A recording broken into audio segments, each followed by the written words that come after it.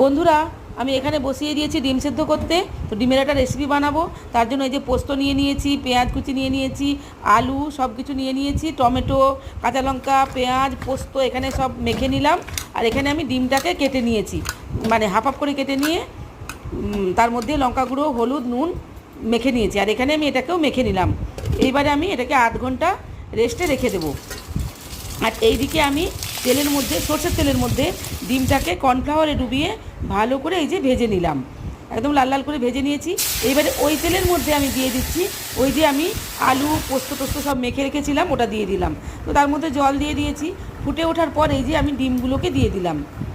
তো এই যে দেখুন, ডিমগুলোকে বেশ সুন্দর করে আমি ডিমগুলোকে দিয়ে দিচ্ছি। ডিমগুলোকে দিয়ে আমি ঢাকা দিয়ে দিয়েছিলাম। এইবারে আমি ঢাকনাটা খুলে নিলাম। তো খুলে নিয়ে দেখতে পাচ্ছেন কত সুন্দর হয়ে ফুটছে, খুব সুন্দর মানে ফুটছে। এবারে আমার রেসিপিটা তৈরি হয়ে গেল, এগ ফ্রাই ভাপা উইথ পটাটো। তো এটা দারুণ হয়েছিল খেতে বন্ধুরা, বিশ্বাস করুন আপনারাও বানাবেন এরকম।